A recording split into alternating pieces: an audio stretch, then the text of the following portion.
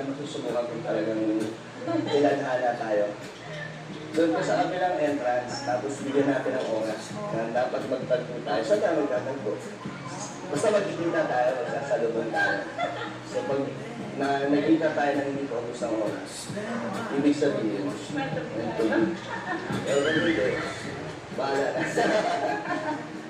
Kaya dapat magkita tayo sa loob ng isang minuto. May nag-sponsor na sa kanyang brace. Gagawa natin ang paraan kung gusto mo rin yung paraan. So, ito lang pupunta. Tapos dapat magtagpo tayo.